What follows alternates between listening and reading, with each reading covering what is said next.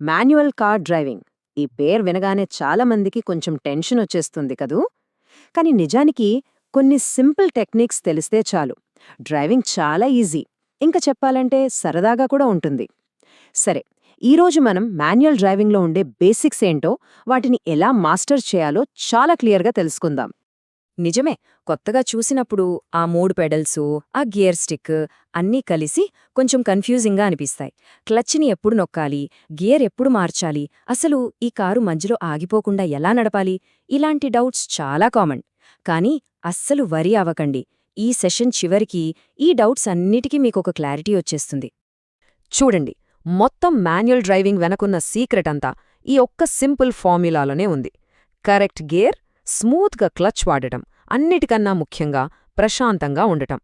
ఈ 3 పాటిస్తే చాలు, బండి ఆగదు, దానికి ఎలాంటి డ్యామేజ్ జరగదు. డ్రైవింగ్లో ఎప్పుడైనా ఎక్కడైనా కొంచెం టెన్షన్గా అనిపించినా వెంటనే ఈ ఫార్ములా గుర్తు తెచ్చుకోండి. ఎందుకంటే డ్రైవింగ్ అనేది జస్ట్ టెక్నిక్ మాత్రమే కాదు, అది మన మైండ్కి, మన బాడీకి మధ్య ఉండే ఒక పర్ఫెక్ట్ కోఆర్డినేషన్ అన్నమాట. రైట్, ఇక బేసిక్స్లోకి వెళ్ళిపోదాం. ముందుగా మన కాళ్ల పని ఏంటో, అంటే పెడల్స్తో మనం ఏం చెయ్యాలో, ఇంకా ముఖ్యంగా ఏం చెయ్యకూడదో వివరంగా చూద్దాం. దీన్ని సింపుల్గా ఏబీసీ ఫార్ములా అని గుర్తుపెట్టుకోవచ్చు. ఏ అంటే యాక్సిలరేటర్, ఇది బండికి పవర్ ఇవ్వడానికి. బి అంటే బ్రేక్, స్పీడ్ కంట్రోల్ చేయడానికి. ఇక సి క్లచ్. ఇక్కడ అందరూ గుర్తుపెట్టుకోవాల్సిన ఒకే ఒక విషయం, క్లచ్ పని గేర్ మార్చడం లేదా ఆగి ఉన్న బండిని కదిలించడం మాత్రమే. అంతేగాని దాన్ని బ్రేక్ లాగా స్పీడ్ తగ్గించడానికో, యాక్సిలరేటర్ లాగా పవర్ కంట్రోల్ చేయడానికో అస్సలు వాడకూడదు. దాని పని దానిదే.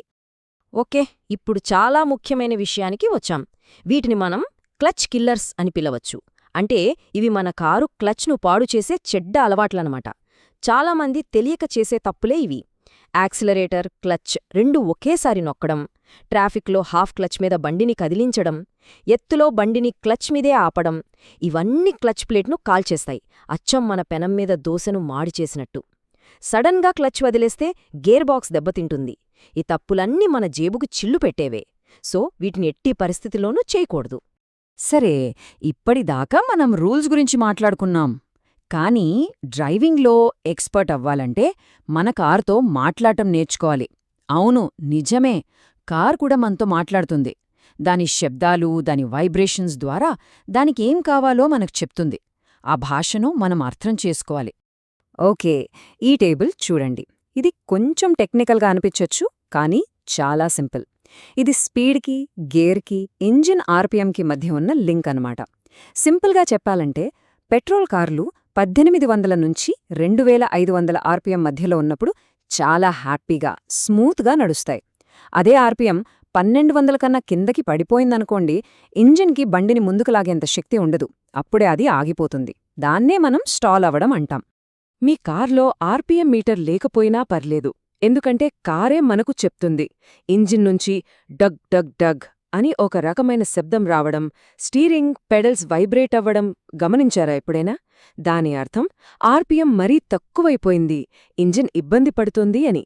అప్పుడు కారు మనల్ని ప్లీజ్ గేర్ మార్చు అని అడుగుతున్నట్టే లెక్క. అదే సరైన ఆర్పిఎంలో ఉంటే ఇంజిన్ సౌండ్ చాలా స్మూత్గా, హెల్దీగా ఉంటుంది. సో మొత్తం మీద గుర్తుపెట్టుకోవాల్సిన ఒక సింపుల్ రూల్ ఏంటంటే, బండి వణుకుతోందా, గేర్ తగ్గించండి. ఇంజిన్ మరీ గట్టిగా అరుస్తోందా, గేర్ పెంచండి. అంతే. ఈ ఒక్క సింపుల్ లాజిక్ ఫాలో అయితే మీరెప్పుడూ కరెక్ట్ గేర్లో ఉంటారు, మీ ఇంజిన్ కూడా చాలా హ్యాపీగా ఉంటుంది. సరే, థియరీ అంతా బాగానే ఉంది. మరి ఈ రోడ్ మీదకు వెళ్ళినప్పుడు పరిస్థితి ఏంటి?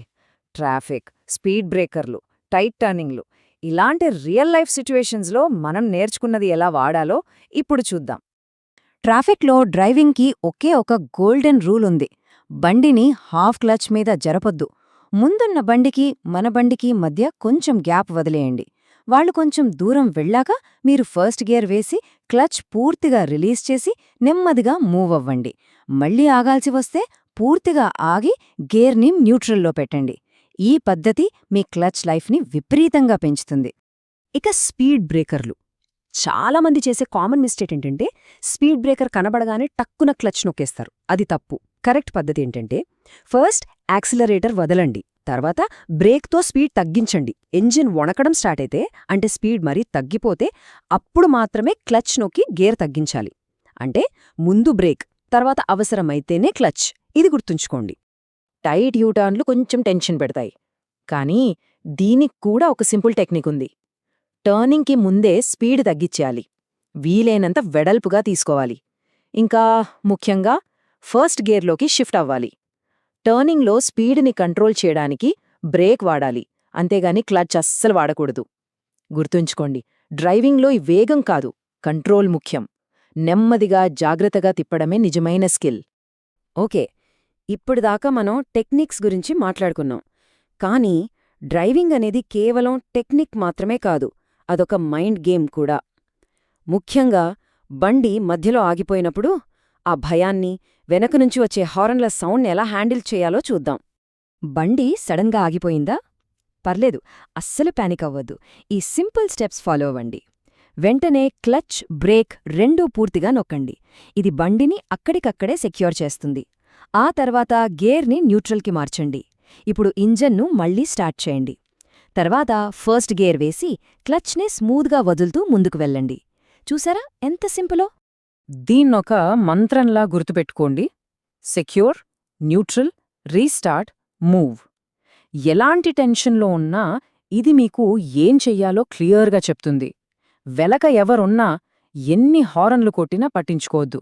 మీ టైం మీరు తీసుకోండి. ముందు మీ సేఫ్టీ, ఆ తర్వాతే ఏదైనా.